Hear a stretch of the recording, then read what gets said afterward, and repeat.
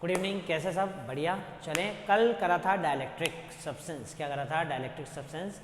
कल बताया था आपको कि dielectric substance generally non polar compounds होते हैं जिनका सेंटर ऑफ पॉजिटिव चार्ज और centre of negative charge coincide करते हैं। जब ऐसे सब्सटेंसेस को हम एक्सटर्नल अप्लाइड इलेक्ट्रिक फील्ड में रख देते हैं तो दीज सब्सटेंसेस गेट पोलराइज्ड, पर इनके पास उतने चार्जेस नहीं होते जितने कि भाई साहब के पास होते हैं। भाई साहब कौन? कंडक्टर के पास।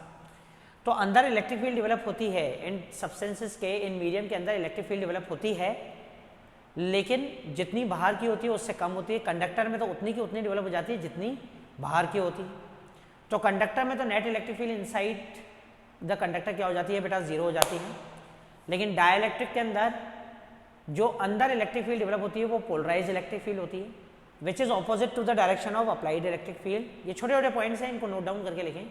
और net electric field inside the dielectric substance, the net electric field inside the dielectric substance, कल बताया था।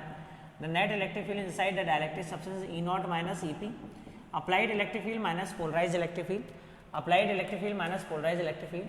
तो net electric field in a medium, net electric field in a medium, net electric field in a medium, इसको अपन ने क्या लिख दिया था भैया? ई नॉट बाय के। इसको क्या लिख दिया था? ई नॉट बाय के, वेर के वॉज डाइलेक्ट्रिक कॉन्स्टेंट, के वॉज डाइलेक्ट्रिक कॉन्स्टेंट। अब बार बार डाइलेक्ट्रिक कॉन्स्टेंट, बार बार कौन? तो पहले तो ई पी निकालता, फिर इसको ई नॉट में से माइनस करता। तो ई नॉट माइनस ई पी को हमने ई नॉट बाय के का फॉर्म दे दिया, ई नॉट बाय के का फॉर्म दे दिया। और के क्या है बेटा? Dielectric constant. हर डाइलेक्ट्रिक सब्सटेंस का डाइलेक्ट्रिक कॉन्स्टेंट अलग अलग होता है। जो सब्सटेंस जितना ज़्यादा पोलराइज होगा, जो सब्सटेंस जितना ज़्यादा electric field, external electric field में रखने पे जितना ज़्यादा पोलराइज होगा उसका डाइलेक्ट्रिक कांस्टेंट उतना ही ज़्यादा होगा। More the polarization of dielectric substance, more the polarization, more the polarization of dielectric substance, more the polarization of dielectric substance, more the polarization of dielectric substance, ध्यान से देखना, more the polarization of dielectric substance, higher will be the value of K, higher will be the value of K. ये बहुत important है, higher will be the value of K, higher will be the value of K. के की value क्या होगी बेटा? ज़्यादा होगी, उतनी ही ज़्यादा होगी। जितना सब्सटेंस जितना ज़्यादा पोलराइज होगा, डाइलेक्ट्रिक कांस्टेंट की वैल्यू उतनी ही ज़्यादा होगी, उतनी ही क्या होगी बेटा? ज़्यादा होगी। जितनी डाइलेक्ट्रिक कांस्टेंट की वैल्यू ज़्यादा होगी, जितना ज़्यादा पोलराइज होगा अंदर उतनी ही पोलराइज इलेक्ट्रिक फील्ड डेवलप होगी। जितनी ज़्यादा पोलराइज इलेक्ट्रिक फील्ड डेवलप होगी, जितनी ज़्यादा पोलराइज इलेक्ट्रिक फील्ड डेवलप होगी बेटा, जितनी ज़्यादा पोलराइज इलेक्ट्रिक फील्ड डेवलप होगी, जितनी ज़्यादा पोलराइज इलेक्ट्रिक फील्ड डेवलप होगी उतना ही electric field inside a medium कम हो जाएगी। तो more the polarization of dielectric substance, higher will be the value of K, higher will be the value of K. K is what बेटा? Dielectric constant. And more the polarization, more the polarization, more the polarization of dielectric substance, more the polarization of dielectric substance, more the polarization of dielectric substance, more the polarization of dielectric substance, more the polarization of dielectric substance, more the polarization of dielectric substance, lesser will be the electric field, lesser will be the electric field inside the medium, lesser will be the electric field in the medium, उस medium में electric field उतनी ही ज़्यादा क्या हो जाएगी? कम होगी। तो जितना ज़्यादा पोलराइजेशन होगा उतना ही बड़ा के की वैल्यू होगी, जितना ज़्यादा पोलराइजेशन होगा उतनी बड़ी के की वैल्यू होगी, जितनी बड़ी के की वैल्यू होगी, जितना ज़्यादा पोलराइजेशन होगा मीडियम में इलेक्ट्रिक फील्ड उतनी ही कम हो जाएगी। ये बढ़ेगा तो ऑब्वियस सी बात है ये कम हो जाएगा। Is that clear? तो दुनिया में ऐसे कई सारे डाइलेक्ट्रिक सब्सटेंस हैं, दुनिया में कई सारे डाइलेक्ट्रिक सब्सटेंस हैं। हर एक डाइलेक्ट्रिक सब्सटेंस के डाइलेक्ट्रिक कांस्टेंट की वैल्यू पहले से कैलकुलेटेड है। अच्छा, अब जैसे मैंने आपको बताया था कि जनरली डाइलेक्ट्रिक सब्सटेंसेस क्या होते हैं? नॉन पोलर होते हैं। क्या होते हैं बेटा? Non polar. पर ऐसा नहीं है कि सारे के सारे नॉन पोलर ही डाइलेक्ट्रिक का ठेका ले रखा है, सारे नॉन पोलर ने ही डाइलेक्ट्रिक का ठेका ले रखा है। ऐसे भी हैं जो पोलर हैं फिर भी डाइलेक्ट्रिक है, जैसे वाटर। अब वाटर का के काफ़ी ज़्यादा होता है, वाटर का के क्या होता है? काफ़ी ज़्यादा होता है। वाटर का के जो होता है, वाटर का डाइलेक्ट्रिक कांस्टेंट, वाटर का डाइलेक्ट्रिक कांस्टेंट, वाटर भी डाइलेक्ट्रिक सब्सटेंस है, वाटर भी डाइलेक्ट्रिक सब्सटेंस है। वाटर का डाइलेक्ट्रिक कांस्टेंट 81 होता है। वाटर का डाइलेक्ट्रिक कांस्टेंट कितना होता है बेटा? 81। वाटर का डाइलेक्ट्रिक कांस्टेंट होता है 81, काफ़ी ज़्यादा होता है। क्यों? क्योंकि वाटर ऑलरेडी पोलराइज है। वाटर क्या है? ऑलरेडी पोलराइज है। इलेक्ट्रिक फील्ड में रखते तो और पोलराइज हो जाता है। वाटर को इलेक्ट्रिक फील्ड में रखते तो और ज़्यादा पोलराइज हो जाता है, इसलिए उसका डाइलेक्ट्रिक कांस्टेंट ज़्यादा होता है। उसका डाइलेक्ट्रिक कांस्टेंट क्या होता है बेटा? ज़्यादा। अच्छा, के की वैल्यू डाइलेक्ट्रिक कांस्टेंट की वैल्यू हमेशा ग्रेटर देन 1 होगी for all dielectric substances, for all dielectric substance के की वैल्यू हमेशा ग्रेटर देन 1 होगी। इसका मतलब किसी भी मीडियम में के की वैल्यू हमेशा ग्रेटर देन 1 है, के की वैल्यू हमेशा ग्रेटर देन 1 है, तो किसी भी मीडियम में इलेक्ट्रिक फील्ड हमेशा अप्लाइड इलेक्ट्रिक फील्ड से कम ही होगी। किसी भी मीडियम में हमेशा electric field applied electric field से वैक्यूम की इलेक्ट्रिक फील्ड से क्या होगी, कम ही होगी। Is that clear? के का एक और रिलेशन मैं आपको बता देता हूँ, के का एक और रिलेशन मैं आपको बता देता हूँ जो कि बहुत बहुत बहुत बहुत इंपॉर्टेंट है। के का एक और रिलेशन मैं आपको बता देता हूँ जो कि बहुत बहुत बहुत बहुत इंपॉर्टेंट है। Electric field in medium, electric field in medium, electric field in medium, electric field in medium is equals to electric field in vacuum divided by K. Electric field in vacuum, this was what बेटा, electric field in vacuum. अच्छा, electric field in medium sigma by epsilon, sigma by epsilon. मैंने आपको जब absolute permittivity बताई थी तब आपको बताया था एप्सिलॉन ये होता है एप्सिलॉन, और वैक्यूम के लिए क्या लगा देते हैं, नॉट। वैक्यूम के लिए क्या लगा देते हैं बेटा, नॉट। ये क्या होता है, एप्सिलॉन, ये होता है मीडियम के लिए। वैक्यूम के लिए क्या लगा देते हैं बेटा, नॉट, और इसकी वैल्यू कितनी होती है 8.85 into 10⁻⁴, 8.85 into 10⁻⁻12 absolute permittivity of vacuum. बताया था कि नहीं बताया था? अब अगर मुझे किसी मीडियम का एप्सिलॉन निकालना है, किसी मीडियम का एप्सिलॉन निकालना है तो मैं कैसे निकालूंगा, अभी बताते हैं। मीडियम का एप्सिलॉन निकालना है तो कैसे निकालेंगे वो बताते हैं। अच्छा, मीडियम की इलेक्ट्रिक फील्ड, अभी कल 2 प्लेट्स बनाई थी अपन ने, कल 2 प्लेट्स बनाई थी, एक पॉजिटिव थी याद है ना, एक नेगेटिव थी, इसका भी सिग्मा, इसका भी माइनस सिग्मा, इधर इलेक्ट्रिक फील्ड 0, इधर इलेक्ट्रिक फील्ड 0, और इधर इलेक्ट्रिक फील्ड कितनी थी, E naught sigma by epsilon naught. कितनी थी बेटा, सिग्मा बाय एप्सिलॉन नॉट, याद है कल? तो मीडियम डाल दिया था, अब इसमें क्या डाल दिया था, मीडियम डाल दिया था। मीडियम डाल दिया था तो सब्सटेंस क्या हो गया था, पोलराइज हो गया था। सब्सटेंस क्या हो गया था, पोलराइज हो गया था। कल की बातें याद करो, कल की बातें याद करो, भूलो कल की बातें नहीं, भूलो कल की बातें नहीं, कल की बातें याद करो। तो अंदर इलेक्ट्रिक फील्ड कितनी हो जाएगी, ई एम लिख दो, E electric field in medium, और इलेक्ट्रिक फील्ड इन मीडियम क्या बताया था, E naught by K, E naught minus E P और ई नॉट बाय के, याद है? तो electric field medium is equal to E naught by K. तो electric field in medium कितनी लिख दी बेटा, वैक्यूम में कितनी होती है, sigma by epsilon not, sigma by epsilon not. Vacuum में कितनी होती है, सिग्मा बाय एप्सिलॉन नॉट। तो मीडियम में कितनी होगी, सिग्मा बाय एप्सिलॉन, और ये हो जाएगा sigma by epsilon not vacuum की, ये वैक्यूम की, और डिवाइडेड बाय के।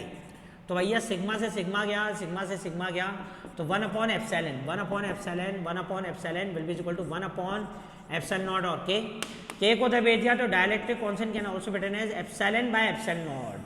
के को दबे दिया तो dielectric constant can also be written as epsilon by epsilon naught. तो dielectric constant, dielectric constant, dielectric constant of any medium, dielectric constant of any medium can B written as permittivity of medium with respect to vacuum, permittivity of medium with respect to vacuum, permittivity of medium with respect to what बेटा, vacuum. Video को pause करें और इसको copy करें, अपन आगे भी चल रहे हैं, अभी अपन आगे भी चल रहे हैं, जल्दी से करें फिर अपन आगे बढ़ते हैं, इसको आगे बढ़ाते हैं। चले, अभी खत्म नहीं हुआ है, थोड़ा थोड़ा बढ़ने दो, मैं सारी बातें याद करा देता हूँ आपको। अच्छा, तो के की वैल्यू अपन क्या लिख सकते हैं, एप्सिलॉन बाय एप्सिलॉन नॉट। के की वैल्यू क्या लिख सकते हैं बेटा, एप्सिलॉन बाय एप्सिलॉन नॉट। अच्छा, जब चैप्टर की शुरुआत हुई थी, जब चैप्टर की शुरुआत हुई थी तब हमने बताया था कि एप्सिलॉन नॉट क्या होता है, absolute permittivity of vacuum, absolute permittivity of vacuum. और मैंने आपको स्पष्ट शब्दों में बोला था, स्पष्ट शब्दों में बोला था, एप्सिलॉन नॉट को क्या बोला था, absolute permittivity, absolute permittivity of vacuum, absolute permittivity of vacuum, absolute permittivity of what बेटा, vacuum, absolute permittivity of vacuum. और इसकी वैल्यू आई थी 8.85 इंटू 10⁻⁻12। और मैंने आपको साफ साफ स्पष्ट शब्दों में लिखवाया था, इसकी वैल्यू लीस्ट होती है, लीस्ट होती है फॉर वैक्यूम। इसकी वैल्यू लीस्ट होती है किसके लिए बेटा, वैक्यूम के लिए सबसे कम होती है, सबसे कम होती है। और एप्सिलॉन की वैल्यू, एप्सिलॉन की value will always be greater than, epsilon की value will always be greater than what, epsilon naught. Epsilon का मतलब क्या है बेटा, एप्सिलॉन का मतलब क्या है, एब्सोल्यूट परमिटिविटी, एब्सोल्यूट परमिटिविटी बेटा, absolute permittivity of medium, absolute permittivity of medium. तो मैंने जब पहले आपको शुरुआत में जब कूलॉम्स लॉ स्टार्ट कराया था तब आपको बताया था, याद करो पुरानी बातें, याद करो, छोड़ो कल की बातें, कल की बात पुरानी। ये गाना नहीं गाना है, याद करनी है पुरानी बातें याद करनी है। रजिस्टर के पन्ने पीछे खोलने हैं और इधर देखना है। मैंने बताया था कि एप्सिलॉन नॉट क्या होता है, absolute permittivity of vacuum. Epsilon not की वैल्यू सबसे कम होती है, least least for vacuum, vacuum के लिए सबसे कम होती है। और एप्सिलॉन लिखेंगे तो क्या बोलेंगे, एब्सोल्यूट परमिटिविटी ऑफ मीडियम, और मीडियम की एब्सोल्यूट परमिटिविटी, अगर कोई मीडियम आ जाता है तो वो उसकी परमिटिविटी हमेशा वैक्यूम की परमिटिविटी से क्या होगी बेटा, ज़्यादा होगी। तो epsilon upon epsilon naught, epsilon upon epsilon naught, तो ये बड़ा है ये छोटा है, तो एप्सिलॉन अपॉन एप्सिलॉन नॉट हमेशा क्या होगा, ग्रेटर देन 1। और एप्सिलॉन अपॉन एप्सिलॉन नॉट को क्या बोलते हैं बेटा, के dielectric constant, dielectric constant.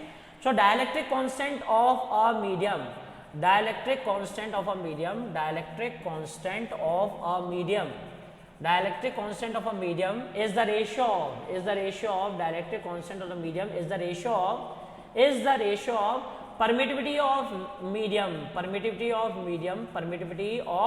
medium is to permittivity of vacuum, permittivity of medium is to permittivity of vacuum, permittivity of medium is to permittivity of what beta, vacuum। तो dielectric constant of a medium, dielectric constant of a medium, dielectric constant of a medium, dielectric constant of a medium is the ratio of permittivity of medium is to permittivity of vacuum, और इसकी value हमेशा क्या होगी बेटा, greater than 1, हमेशा क्या होगी, greater than 1। इसे हम रिलेटिव परमिटिविटी भी बोलते हैं, इसे हम क्या बोलते हैं बेटा, रिलेटिव परमिटिविटी भी बोलते हैं। Relative permittivity of a, relative permittivity का मतलब क्या होता है, permittivity of a medium with respect to vacuum. तो मतलब dielectric constant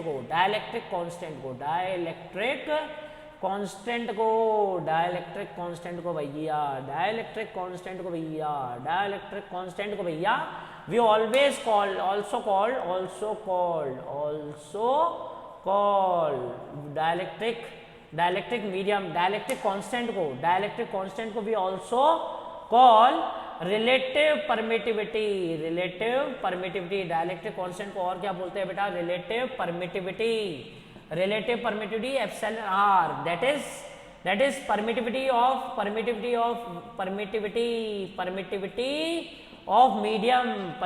medium with respect to vacuum, permittivity of medium with respect to vacuum, permittivity of medium with respect to what बेटा, vacuum. तो किसी भी मीडियम की permittivity with respect to vacuum जब हम calculate करते हैं, अब अलग अलग कितने एप्सिलॉन याद कर लोगे, कितने एप्सिलॉन, देखो एप्सिलॉन नॉट की जो वैल्यू है, वही 8.85 इंटू 10 टू पावर -12 है, 8.85 इंटू 10 टू पावर -12 है। अब ऐसे एप्सिलॉन की वैल्यूज जुलूल आएंगी, तो ऐसे एप्सिलॉन की कितनी वैल्यू याद कर लोगे, इससे अच्छा के की वैल्यू याद करो। किसकी वैल्यू याद करो बेटा, के की वैल्यू याद करो। के की वैल्यू याद भी नहीं करनी, आपको प्रोवाइड कर दी जाएगी। के की वैल्यू याद भी नहीं करनी है, आपको प्रोवाइड कर दी जाएगी। आपको हमेशा ध्यान देना है कि के की वैल्यू हमेशा ग्रेटर देन 1 होगी। Dielectric constant is the permittivity of medium with respect to permittivity of vacuum, and we also called it as relative permittivity of medium with respect to vacuum, permittivity of medium with respect to vacuum. तो medium में electric field कम हो जाती है, तो medium में force भी क्या हो जाता है, कम हो जाता है। कम हो जाता है। जैसे मैं एक एग्जांपल देकर समझाता हूँ आपको, फिर एनालिटिकली समझाऊंगा, एग्जांपल देकर समझाता हूँ। अभी मान लिया जाए कि जो एक अक्षत मुंद्रा जी घर में अकेले बैठे हैं और मम्मी और पापा हैं और अक्षत मुंद्रा जी। अब मम्मी पापा और अक्षत मुंद्रा जी है, पापा भी अभी लॉकडाउन में घर पे बैठे हैं, मम्मी भी घर पे बैठी हैं और अक्षत मुंद्रा जी है, ठीक है ना। तो अक्षत मुंद्रा जी और पापा, बाकी कोई और नहीं, मतलब वैक्यूम है, ठीक है ना। तो अक्षत मुंद्रा जी के पापा आते जाते, भाई पढ़ ले, क्या करता रहता है दिन भर, टीवी देखता रहता है, दिन भर मोबाइल क्या देखता रहता है, मोबाइल में क्या देख क्या रहा है तू, बोले हितेश सर के लेक्चर। अरे हितेश सर के लेक्चर लिख भी लिया कर, कभी कॉपी खोल भी लिया कर, कोई थोड़ा श्रम भी कर ले, थोड़ा काम भी कर ले, कुछ तो कर ले। मैथ्स का होमवर्क कहाँ है, तेरे नंबर कितने हैं, ला हितेश सर को फोन लगा, ला इधर। तो फोर्स क्या है, बहुत ज़्यादा। तो वैक्यूम में फोर्स क्या होता है, ज़्यादा होता है, अब क्या हुआ कि थोड़े दिन बाद मुंद्रा साहब के मामा जी आ गए, मामी जी आ गए, मुंद्रा साहब के मामा जी आ गए, मुंद्रा साहब के अक्षत मुंद्रा जी के मामा जी और मामी जी आ गए, अक्षत मुंद्रा जी के मामा जी और मामी जी आ गए, मतलब अक्षत मुंद्रा जी के मम्मी के भाई और भाभी आ गए, मम्मी के भाई और भाभी आए। अब क्या करेंगे अक्षत मुंद्रा के पापा, हाँ भाई क्या कर रहा है, थोड़ा पढ़ाई कर ले, हाँ भाई क्या कर रहा है, पढ़ाई कर ले। ऐसा तो अब तो मम्मी के भैया और भाभी आए हैं, तो अक्षत मुंद्रा जी पापा भी उसमें बिजी हो गए।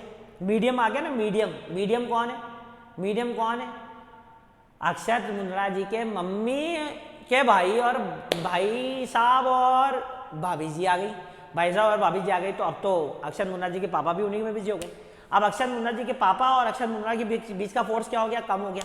बीच का फोर्स क्या हो गया, कम हो गया। मीडियम आते ही फोर्स क्या हो जाता है, कम हो जाता है। मीडियम में फोर्स कम हो जाता है। कैसे, तो बताते हैं। मीडियम में फोर्स क्या हो जाएगा बेटा, कम हो जाएगा। मीडियम में इलेक्ट्रिक फील्ड कम हो जाती है, मीडियम में फोर्स कम हो जाता है। देखो अभी जैसे मीडियम आया तो मीडियम आते ही फोर्स कम हो जाता है। मीडियम आते ही क्या हो जाता है, फोर्स क्या हो जाता है बेटा, कम हो जाता है। मीडियम में इलेक्ट्रिक फोर्स, मीडियम में इलेक्ट्रिक फोर्स कम हो जाता है, कम हो जाता है। मीडियम में इलेक्ट्रिक फोर्स कम हो जाता है। मीडियम में इलेक्ट्रिक फील्ड भी कम हो जाती है, मीडियम में इलेक्ट्रिक फील्ड भी कम हो जाती है, मीडियम में इलेक्ट्रिक फील्ड भी कम हो जाती है। अब कैसे, कैसे तो समझा रहे हैं आपको, कैसे तो समझा रहे हैं। जैसे Q1 और Q2, Q1 और Q2 separated by distance R apart, separated by distance R apart in vacuum, separated by distance R apart in vacuum. तो फोर्स इन वैक्यूम क्या होता है बेटा, force in vacuum 1/4 pi epsilon naught Q1 Q2 by R square, Q1 Q2 by R square. इसलिए मैं मना करता था कि इसको K मत लिखो, K तो ऑलरेडी फिक्स्ड है, K तो ऑलरेडी फिक्स्ड है डाइलेक्ट्रिक कांस्टेंट के लिए, K तो ऑलरेडी फिक्स्ड है डाइलेक्ट्रिक कांस्टेंट के लिए। अब इन्हीं चार्जेस को मीडियम में डाल दिया, इन्हीं चार्जेस को मीडियम में डाल दिया, Q1 Q2 और मीडियम। तो फोर्स इन मीडियम, ये अक्षत मुंद्रा जी के पापा। फोर्स इन वैक्यूम, ये अक्षत मुंद्रा जी के पापा, ये मीडियम। अक्षत मुंद्रा जी की मम्मी के भाई साहब, मम्मी के भाई साहब की वाइफ, ठीक है ना, मामा जी और मामी जी अक्षत मुंद्रा के आ गए। तो अब ये फोर्स क्या हो जाएगा, फोर्स इन मीडियम हो जाएगा 1/4 pi epsilon, 1/4 pi epsilon. Force in vacuum क्या लिखा है, 1/4 pi epsilon not. Force in vacuum क्या लिखा है, 1/4 pi epsilon not. Force in medium क्या लिखा है, 1/4 पाई एप्सिलॉन नॉट हटा दिया, Q1 Q2 by R square. अभी भी फोर्स है लेकिन ये फोर्स है। अब रिलेटिवली देख ले कितना फोर्स है, तो मैंने कहा ये फर्स्ट और ये सेकेंड, तो मैंने सेकेंड डिवाइडेड बाय फर्स्ट करा, तो force in medium by force in vacuum, तो 1/4 pi epsilon Q1 Q2 by R square by 1/4 pi epsilon naught Q1 Q2 by R square, Q1 Q2 by R square 1/4 pi. जय Shri Ram. Force in medium upon force in vacuum, कितना है बेटा, epsilon naught by epsilon, जबकि K क्या होता है, epsilon upon epsilon naught. तो force in medium upon force in vacuum, इसको क्या लिख दिया बेटा, 1/K। भाई एप्सिलॉन अपॉन एप्सिलॉन नॉट क्या होता है, K, epsilon upon epsilon not अभी बताया K, तो एप्सिलॉन नॉट अपॉन एप्सिलॉन क्या हो गया, 1/K। तो देयरफॉर फोर्स इन मीडियम क्या हो गया, force in vacuum divided by K। Force in medium क्या हो गया, force in vacuum divided by K। और K की वैल्यू क्या होती है बेटा, K की वैल्यू हमेशा ग्रेटर देन 1 होती है, K की वैल्यू हमेशा ग्रेटर देन 1 होती है।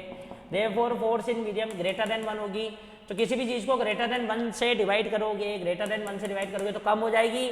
तो therefore force in medium is always less than force in vacuum by factor of K।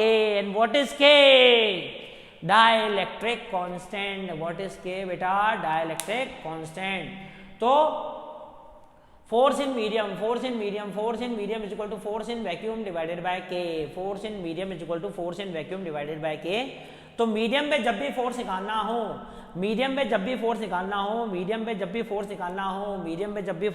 हो, तो पहले वैक्यूम का फोर्स निकालना है और उसको K से डिवाइड कर दें, K की वैल्यू आपको दे दी जाएगी।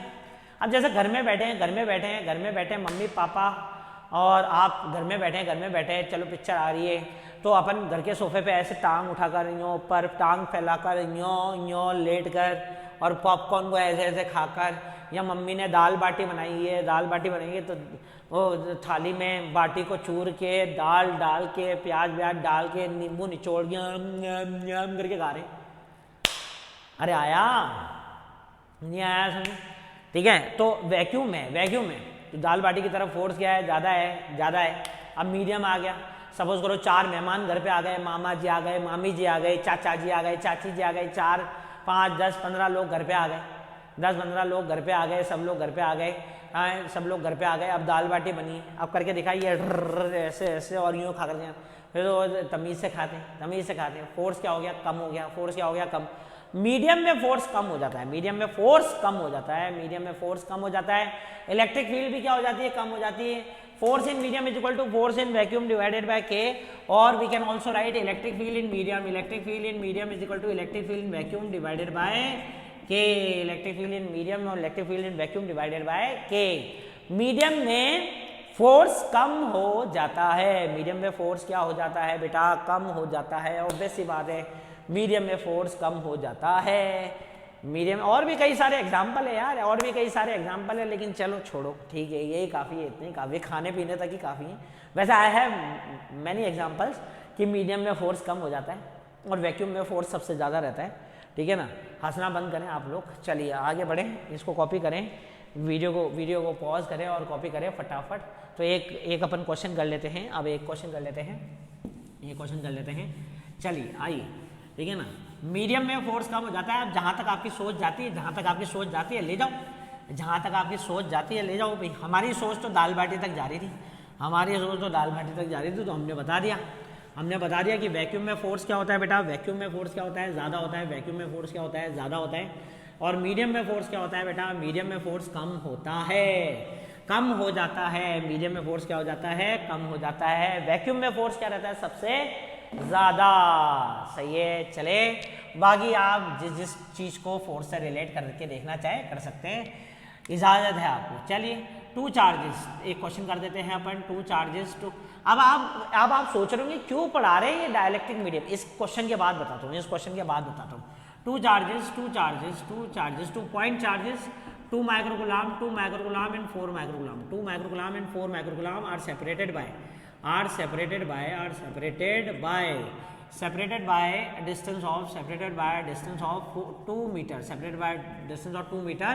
in water with dielectric constant 81.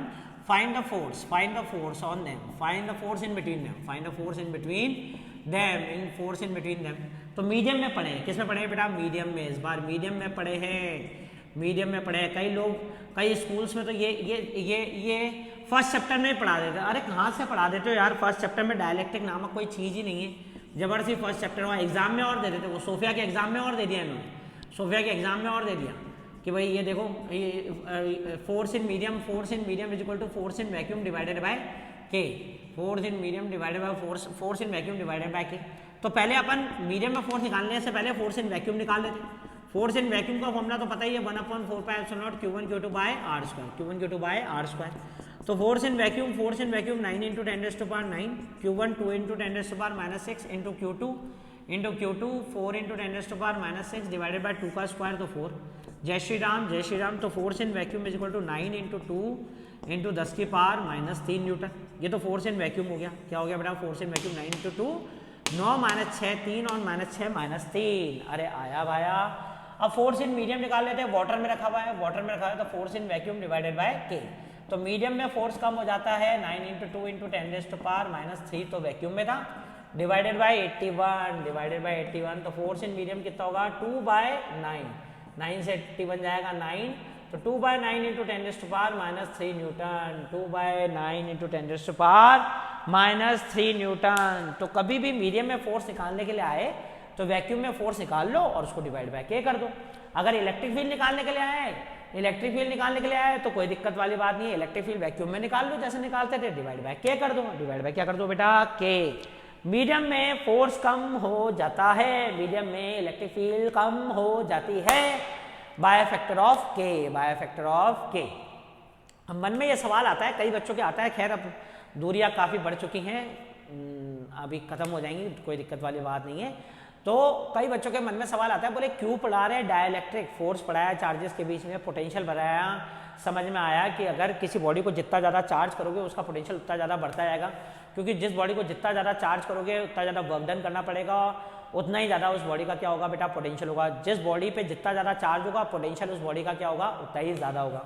ये पढ़ाया, ये समझ में आया। अब डाइलेक्ट्रिक सब्सटेंस को बीच में एंट्री लेकर आने की क्या जरूरत थी, डाइलेक्ट्रिक सब्सटेंस को बीच में एंट्री लेकर आने की क्या जरूरत थी, बीचों बीच क्यों लेकर आए इसे, क्यों लेकर आए भाई। बेसिकली अब हम शुरू कर रहे हैं कैपेसिटर, पहली इलेक्ट्रिकल डिवाइस जो कि आप क्लास 12th में पढ़ेंगे, पहली इलेक्ट्रिकल डिवाइस कैपेसिटर जो पंखे में लगी हुई होती है, जो एसी में लगा हुआ होता है, जो मोटर में लगा हुआ होता है, जो मिक्सी में लगा हुआ होता है, मिक्सी मतलब मिक्सर ग्राइंडर मतलब 95% इलेक्ट्रिकल अप्लायंसेस के अंदर, इलेक्ट्रिकल होम अप्लायंसेस के अंदर सब में कैपेसिटर लगा होता है। पंखा अगर आपका नहीं चल रहा है ना, पंखा अगर नहीं चल रहा है तो इलेक्ट्रिशियन आकर सबसे पहले ये देखेगा, सबसे पहले ये देखेगा कि पंखे का कैपेसिटर सही है कि नहीं। कैपेसिटर सही नहीं है तो पहले वो कैपेसिटर, बिना कैपेसिटर का आपका पंखा स्पीड ही नहीं पकड़ेगा, बिना कैपेसिटर के आपका पंखा स्पीड ही नहीं पकड़ेगा, खड़ा रहेगा। और कैपेसिटर अगर खराब हो गया तो धीरे धीरे चल रहा है, धीरे चलेगा। 5 पे कर दो तो भी धीरे चलेगा, तो इसका मतलब उसका कैपेसिटर खराब हो गया। कैपेसिटर खराब हो गया, कैपेसिटर क्या बला है। Capacitor is a body used to store charge, और चार्ज स्टोर करके क्या कर रहे हैं, पोटेंशियल बढ़ाएंगे। क्या बढ़ाएंगे, पोटेंशियल। अब इस पोटेंशियल का क्या करेंगे, ढब तो जा भाया, तो भागे ही जा रहा है। आज की क्लास में सब बता दूंगा, क्या कल की क्लास भी तो है। तो कैपेसिटर से शुरुआत करेंगे अपन कल से, वैसे मैं आज इंट्रोडक्शन देता हूं। Anything which can store charge, कोई भी बॉडी जो चार्ज स्टोर कर सकती है उसे हम क्या कहते हैं बेटा, कैपेसिटर। एक कंडक्टिंग प्लेट ले लो, उसको चार्ज कर दो तो वो भी कैपेसिटर है, ठीक है ना। ये पेन ले लो, इसको घिस लो, ये चार्ज हो गया, ये भी कैपेसिटर है। तो बोले सभी कैपेसिटर तो पंखे में ये लगा दें, नहीं। जो कमर्शियल कैपेसिटर चाहिए, जो हमें इलेक्ट्रिकल अप्लायंस में लगाने के लिए कैपेसिटर चाहिए, वो एक पर्टिकुलर चार्ज स्टोर करने के लिए, एक particular amount of charge store करने के लिए बनाया जाता है। तो उस पर्टिकुलर अमाउंट को चार्ज स्टोर किया जाता है और एक particular amount of potential raise किया जाता है, जो कि हमें इलेक्ट्रिसिटी में चाहिए होता है। एग्जैक्टली। उसके लिए हम एक बढ़िया सा कैपेसिटर बनाएंगे। हालांकि कैपेसिटर दुनिया की कोई भी चीज जो चार्ज को स्टोर कर सके, या दुनिया की कोई भी चीज जो चार्ज हो सके, या दुनिया की कोई भी चीज जो चार्ज हो सके, उसे हम क्या कह सकते हैं, कैपेसिटर कह सकते हैं। लेकिन जो कमर्शियल कैपेसिटर होते हैं, जो हमें पंखे में लगाने हैं, हमें एसी में लगाने हैं, हमें मिक्सर ग्राइंडर में लगाने हैं, हमें इलेक्ट्रिक मोटर में लगाने हैं, उनका कैपेसिटर तो एक पर्टिकुलर अमाउंट ऑफ चार्ज को स्टोर करना है। उनका काम तो क्या है, पर्टिकुलर अमाउंट ऑफ चार्ज को स्टोर करना है। Particular amount of charge store करेंगे तो पर्टिकुलर पोटेंशियल रेज हो जाएगा। उस पोटेंशियल को हम यूज करते हैं पंखे को गोल गोल घुमाने में, एसी के फैन को गोल गोल घुमाने में, इलेक्ट्रिक मोटर को गोल गोल घुमाने में, मिक्सर ग्राइंडर को गोल गोल घुमाने में, मतलब काफ़ी सारी चीज़ों में हम कैपेसिटर यूज करते हैं। एग्जैक्टली। तो कैसे बनाएंगे कैपेसिटर, कैसे करेंगे चार्ज स्टोर, कैसे बनाएंगे कैपेसिटर, कैसे करेंगे चार्ज स्टोर, और कैसे बढ़ेगा पोटेंशियल, बताएंगे कल। तो बोलोगे भाई साहब डाइलेक्ट्रिक को फिर छोड़ दिया। तो दुनिया में जितने भी कमर्शियल कैपेसिटर्स हैं, कमर्शियल जो कि इलेक्ट्रिकल अप्लायंसेस में काम आते हैं, दुनिया में जितने भी कमर्शियल कैपेसिटर हैं, कोई भी capacitor, not even a single one, कोई भी कैपेसिटर बिना डाइलेक्ट्रिक के नहीं बनता है। कोई भी कैपेसिटर बिना डाइलेक्ट्रिक के नहीं बनता है, याद रखें। कोई भी कैपेसिटर बिना डाइलेक्ट्रिक के नहीं बनेगा। बिना डाइलेक्ट्रिक के लिए कोई भी कैपेसिटर नहीं बनता है, बिना डाइलेक्ट्रिक के। Is that clear? समझ में आया कैसे बनेगा, कैसे डालेंगे डाइलेक्ट्रिक? कल मिलेंगे। Bye, take care. अभी तक यहाँ पर तक पढ़ें, अच्छी तरह से समझें। बाय।